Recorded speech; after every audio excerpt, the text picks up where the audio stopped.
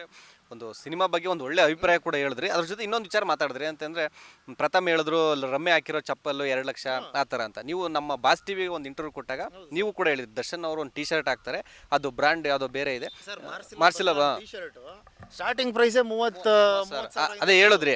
ಆ ಒಂದು ರೀಲು ಕೂಡ ನಿಮಗೆ ನೋಡಿರ್ಬೋದು, ಸಾಕಷ್ಟು ವೈರಲ್ ಆಗಿತ್ತು. ಇನ್ನು ಒಂದು ಕಡೆ ಹೌದು ಅದು ಬಾಸ್ ಆ ಥರ ಬ್ರ್ಯಾಂಡೆಡ್ ಹಾಕ್ತಾರೆ, ಕಾಸ್ಟ್ಲಿದೆ ಹಾಕೋದನ್ನ ಒಂದು ವರ್ಗ ಇದ್ದರೆ, ಇನ್ನೊಂದು ಏನು ಮಾಡಿದ್ರೆ ಏನು ಪ್ರಯೋಜನ ಆಯಿತು, ಕೊಲೆ ಮಾಡಿ ಜೈಲಿಗೆ ಹೋದ್ರು ನಾವು ಒಂದು ವರ್ಗ ಕೂಡ ಮಾಡ್ತಾ ಇರ್ತಾರೆ. ಸೊ ಇದಕ್ಕೆ ಏನಾದರೂ ಲಿಂಕ್ ಆಗುತ್ತಾ ಏನು ಇದು? ಅವ್ರು ಹಾಕಿದ್ರು ಬಿಡಿ, ನಮ್ಮ ಸಿಂಪಲಾಗಿ ಹಾಕೋರೆ ಇವಾಗ ಎಷ್ಟು ಸಿಂಪಲ್ ಆಗಿದ್ದಾರೆ ಅಂತ ಅನ್ಬೋದು. ಹೌದು ಸಿಂಪಲಾಗಿ ಹಾಕ್ತಾರೆ, ನೀವು ದರ್ಶನ್ ಅವ್ರು ನೋಡಿರ್ಬೋದು, ಹಾಕಿರ್ತಾರೆ, ಬ್ರ್ಯಾಂಡು ಹಾಕಿರ್ತಾರೆ. ಸೊ ಇದನ್ನ ಈ ಪ್ರಕರಣಕ್ಕೆ ತಳ್ಕಾಕ್ತಾರಲ್ಲ ಯಾಕೆ ಸರ್? ಅಂದರೆ ನಾನು ಅದನ್ನೇ ಹೇಳಿದ್ದು, ಅಂದರೆ ಆ ಥರದಲ್ಲಿ ಕಂಪೇರ್ ಮಾಡೋಕೆ ಹೋಯ್ತು ಅಂತ ಹೇಳಿದ್ರೆ ಅದ್ರ ಅಪ್ಪನಂಗೆ ಹಾಕಿರ್ತಾರೆ ದರ್ಶನ್ ಸರ್. ಬಟ್ ಅವರೆಲ್ಲೂ ತೋರಿಸ್ಕೊಳಕ್ಕೆ ಹೋಗಲ್ಲ ಸರ್. ಈಗ ನಾನು ಇಂಟರ್ವ್ಯೂಗಳು ಕೊಟ್ಟಿದ್ದೀನಿ ಸುಮಾರು. ಈಗ ನನಗೆ ಸಿಕ್ಕಿದಾಗ 100% ಹೇಳ್ತಾರೆ, ಏನಕ್ಕೋ ಈ ಥರದ್ದೆಲ್ಲ ಬ್ರ್ಯಾಂಡ್ಗಳು ಇದು ಹೆಸರುಗಳೆಲ್ಲ ಏನಕ್ಕೆ. ಅದು ಏನು ಗೊತ್ತಾ ಸರ್, ಒಬ್ಬೊಬ್ರಿಗೆ ಒಂದು ಪ್ಯಾಷನ್ ಅಂತ ಇರುತ್ತೆ ಸರ್. ಒಬ್ಬರಿಗೆ ಫಾರ್ಮಲ್ಸ್ ಬಟ್ಟೆಗಳೇ ಹಾಕಬೇಕು ಅಂತ ಇರುತ್ತೆ, ಇನ್ನು ಕೆಲವ್ರಿಗೆ ಟಿ ಶರ್ಟು ಜೀನ್ಸ್ ವೇರ್ ಮಾಡೋದೇ ಇಷ್ಟ ಇರುತ್ತೆ, ಮತ್ತು ಒಂದಷ್ಟು ಕಲೆಕ್ಷನ್ಸ್ಗಳು ಮಾಡೋದು ಇಷ್ಟ ಇರುತ್ತೆ. ಇವಾಗ ನೋಡಿ, ನಾನಿರೋ ಫೀಲ್ಡೇ ಅದೇ ಫೀಲ್ಡು. ಈ ಕಡೆ ಸಿನಿಮಾದಲ್ಲೂ ಇದ್ದೀನಿ, ಈ ಕಡೆ ಜಿಮ್ ಫೀಲ್ಡಲ್ಲೂ ಇದ್ದೀನಿ, ಅದು ಬಿಟ್ಟು ಈ ಬಟ್ಟೆ ಬಿಸ್ನೆಸ್ಸಲ್ಲೂ ಇದ್ದೀನಿ. ಎಲ್ಲ ಇಂಟರ್ನ್ಯಾಷನಲ್ ಬ್ರ್ಯಾಂಡ್ಸ್ಗಳೇ ಸೇಲ್ ಮಾಡೋದು. ಈಗ ಡೆವಿಲ್ ಸಿನಿಮಾ ದರ್ಶನ್ ಸರ್ ಮಾಡ್ತಾ ಇದ್ದಾರೆ, ಅದೆಲ್ಲ ಆಲ್ಮೋಸ್ಟ್ ಅಲ್ಲೆಲ್ಲ ಇದೇ ಥರದ ಮೆಟೀರಿಯಲಲ್ಲೇ ಮಾಡಿರೋದು. ಇದು DNG ಬ್ರ್ಯಾಂಡ್. ಇದು 1,28,000 ರೂಪಾಯಿ ಟಿ ಶರ್ಟ್. ಇದು ಕಂಪ್ಲೀಟ್ ಸಿಲ್ಕ್ ಬಟ್ಟೆಯಲ್ಲಿ ಮಾಡಿರೋದು. ಇದೆಲ್ಲೂ ಇಲ್ಲಿ ಸಿಗೋಲ್ಲ ಇಲ್ಲಿ. ಸೊ ಹಂಗೆ ನನಗೆ ಪ್ಯಾಷನ್ ಇದೆ ಹಾಕೊಳ್ಳೋದಕ್ಕೆ, ಹಂಗಾಗಿ ಔಟ್ ಆಫ್ ಕಂಟ್ರಿಯಿಂದ ನಾನು ತರಿಸ್ಕೊಂಡಿದ್ದೀನಿ. ಬಟ್ ಬ್ರ್ಯಾಂಡು ಯಾವತ್ತೂ ಇನ್ನೊಂದೇನೆಂದರೆ ಬಟ್ಟೆಲಿ ಇರಬಾರ್ದು, ನಮ್ಮ ಮನಸ್ಸು ಶುದ್ಧವಾಗಿರಬೇಕು. ಅದರಲ್ಲಿ ನಾವು ಬ್ರ್ಯಾಂಡೆಡ್ ಆಗಿರಬೇಕು, ಮತ್ತು ನಾವು ಜನಕ್ಕೆ ಒಂದು ಒಳ್ಳೆ ಮಾದರಿ ಆಗಿರ್ಬೇಕು ಸರ್. ಅದರಲ್ಲಿ ನಾವು ಬ್ರ್ಯಾಂಡನ್ನು ಹೆಸರು ತಗೋಬೇಕು. ಸೊ ಈ ರೀತಿ ಎಲ್ಲ ಚೀಪ್ ಗಿಮಿಕ್ಗಳೆಲ್ಲ ಮಾತಾಡೋಕ್ಕೆ ಹೋಗಬಾರ್ದು ಪ್ರಥಮ್ ಅವರು. ಅದಾದ ಮೇಲೆ ಈಗ ಡೆವಿಲ್ ಸಿನಿಮಾ ಬೇರೆ ಬರ್ತಾ ಇದೆ, ಅಂದರೆ ಅತಿ ಶೀಘ್ರದಲ್ಲಿ ಅದು ರಿಲೀಸ್ ಆಗ್ತಾ ಇದೆ, ಎಲ್ಲ ಕಂಪ್ಲೀಟ್ ಮಾಡಿಕೊಟ್ಟಿದ್ದಾರೆ. ಆಮೇಲೆ ಈಗ ಸಾಂಗ್ ಬೇರೆ ರಿಲೀಸ್ ಆಗ್ತಾ ಇದೆ.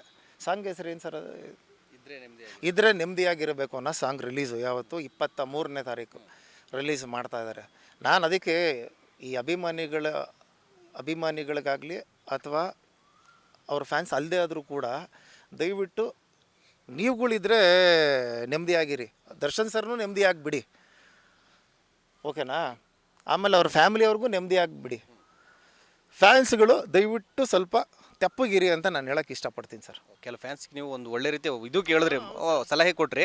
ಅದ್ರ ನಡುವೆ ಇವಾಗ ಅವ್ರ ಸಾಂಗು ನೆಕ್ಸ್ಟ್ ಇದ್ರೆ ನೆಮ್ಮದಿ ಆಗಿರಬೇಕು, ಅದು ರಿಲೀಸ್ ಆಗ್ತಾ ಇದೆ. ಸೊ ಇದ್ರ ವಿಚಾರವಾಗಿ ಈಗ ಸಾಕಷ್ಟು ಸೋಷಿಯಲ್ ಮೀಡಿಯಾದಲ್ಲಿ ಚರ್ಚೆ ಆಗ್ತಾಯಿದೆ. ಅಂದರೆ ಒಬ್ಬ ನಟ ತನ್ನ ಹೆಂಡ್ತಿಗೆ ಬೈದಿರೋ ಕೆಟ್ಟ ಪದ ಡೈಲಾಗನ್ನು ಸಾಂಗಾಗಿ ಇಟ್ಕೊಂಡಿದ್ದಾರೆ, ಬೇಕಿತ್ತ ಇದು ಅನ್ನೋ ಥರ ಚರ್ಚೆ ಕೂಡ ಆಗ್ತಾಯಿದೆ. ಯಾಕೆ ಮಾಡಬೇಕಾದ್ರೆ ಬೇರೆ ಯಾವ್ದಾರ ಸಾಕಷ್ಟು ಹಾಡುಗಾರ ಬರಗಾರಿದ್ದಾರೆ, ಅವ್ರದ್ದು ದರ್ಶನ್ ಅವ್ರದ್ದು ಸಾಕಷ್ಟು ಒಳ್ಳೊಳ್ಳೆ ಇಟ್ಟ ಹಾಡುಗಳು ಕೂಡ ಇದೆ. ಇದ್ರೆ ನೆಮ್ಮದಿ ಆಗಿರಬೇಕು, ಯಾರಿಗೋ ಟ್ಯಾಂಕ್ ಕೊಡೋಕ್ಕೆ ಈ ಹಾಡನ್ನು ಮಾಡಿಸಿದ್ರ ದರ್ಶನರಿಗೆ ಗೊತ್ತಿಲ್ಲದೆ ಇದು ಮಾಡೋಕ್ಕಾಗಲ್ಲ. ಇದ್ರೆ ನೆಮ್ಮದಿ ಆಗಿರಬೇಕು, ಏನಿದು ಯಾಕೆ ಇಟ್ಟರು ಸರ್? ಏನಂದರೆ ಹೌದಲ್ವ ಸರ್, ಇದ್ರೆ ನೆಮ್ಮದಿಯಾಗಿರಬೇಕು. ಇವಾಗ ನಾನು ನನ್ನ ಹೆಂಡ್ತಿಗೆ ಹೇಳ್ತೀನಿ, ನೋಡಮ್ಮ ಇದ್ದರೆ ನೆಮ್ಮದಿಯಾಗಿ ಇದು ಬಿಡಬೇಕಮ್ಮ, ಸುಮ್ಮನೆ ಈ ಕಮಿಟ್ಮೆಂಟು ರಿಸ್ಕು ಈ ಥರದಲ್ಲಿ ಇದ್ದು ಏನಕ್ಕೆ ಅಂದರೆ ನಮ್ಮ ನಾನು ಏನಕ್ಕೆ ಹಾಳು ಮಾಡ್ಕೋಬೇಕು, ಮತ್ತು ನಮ್ಮ ಟೆನ್ಷನ್ನು ಸ್ಟ್ರೆಸ್ನ ಏನಕ್ಕೆ ಇದು ಮಾಡ್ಕೋಬೇಕು? ಅದು ಜನರಲ್ ನಾರ್ಮಲ್ ವರ್ಡ್ ಅದು. ಸೊ ಪ್ರತಿಯೊಬ್ಬ ಮನುಷ್ಯನೂ ನೆಮ್ಮದಿ ಬೇಕೇ ಬೇಕು.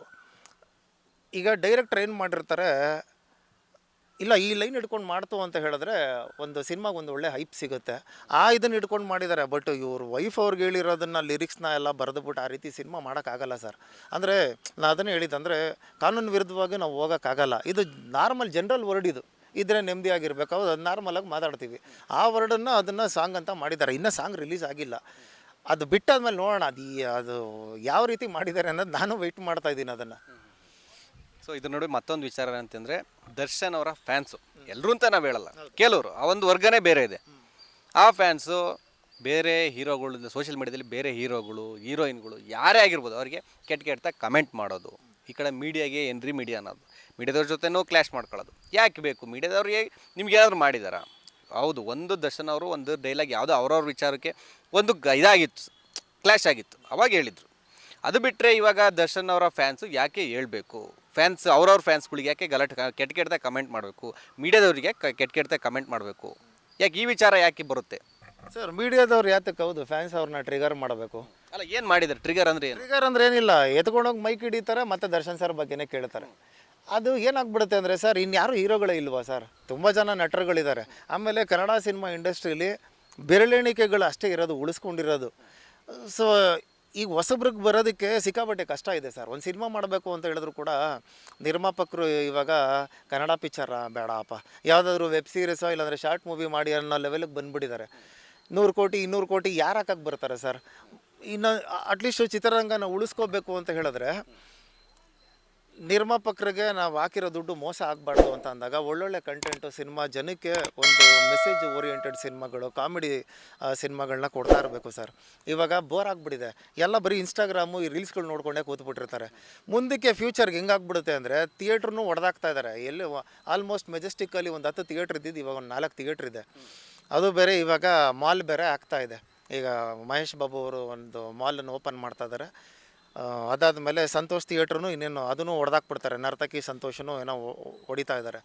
ಮಾಲಾಗಿ ಹೋಯ್ತು ಅಂದಾಗ ಪ್ರೈಸ್ ವ್ಯಾಲ್ಯೂನೂ ಜಾಸ್ತಿ ಆಗಿಬಿಡುತ್ತೆ, ಟಿಕೆಟ್ ರೇಟು.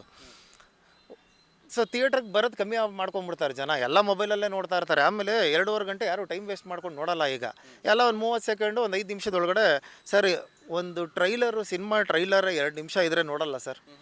ಅಂದರೆ ಇನ್ನೂ ಮುಗ್ದಿಲ್ವಾ ಅಂತ ಒತ್ತುತ್ತಾರೆ ಆಗಲೇ. ಅಂದರೆ ಅಷ್ಟು ಬೋರ್ ಆಗಿಬಿಟ್ಟಿದೆ. ಅದೇ ನೀವು ಯಾರಿಗಾದರೂ ಬೈತಾ ಇರಿ, ಈ ಥರ ಕೆಟ್ಟದನ್ನು ಬೇಗ ತಗೋತಾರೆ ಸರ್ ಜನ. ಆ ರೀತಿ ಒಂಥರ ಚೇಂಜ್ ಆಗಿಬಿಟ್ಟಿದೆ.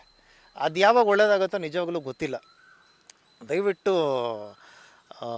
ಚಿತ್ರಮಂದಿರಕ್ಕೆ ಬಂದು ಚಿತ್ರಗಳನ್ನ ನೋಡಿ ಅಂತ ಹೇಳ್ತೀನಿ ಸರ್. ಬರೀ ದೊಡ್ಡವ್ರ ಸಿನಿಮಾ ಅಂತ ಅಲ್ಲ, ಹೊಸಬ್ರಿಗೂ ಸಪೋರ್ಟ್ ಮಾಡಿ ಅಂತ ಹೇಳ್ಬಿಟ್ಟು ಹೇಳಕ್ಕೆ ಇಷ್ಟಪಡ್ತೀನಿ ಸರ್. ಲೇಟೆಸ್ಟ್ ಹಾಗೂ ಇಂಟ್ರೆಸ್ಟಿಂಗ್ ಸುದ್ದಿಗಳಿಗಾಗಿ ಬಾಸ್ ಟಿವಿ ಕನ್ನಡ ಚಾನೆಲ್ನ ಸಬ್ಸ್ಕ್ರೈಬ್ ಮಾಡಿ, ಹಾಗೆಯೇ ಬೆಲ್ ಐಕಾನ್ ಪ್ರೆಸ್ ಮಾಡಿ. ಇದರ ಜೊತೆಗೆ ಫೇಸ್ಬುಕ್, ಇನ್ಸ್ಟಾಗ್ರಾಮ್, ಎಕ್ಸ್ನಲ್ಲೂ ಮಿಸ್ ಮಾಡದೆ ಫಾಲೋ ಮಾಡಿ.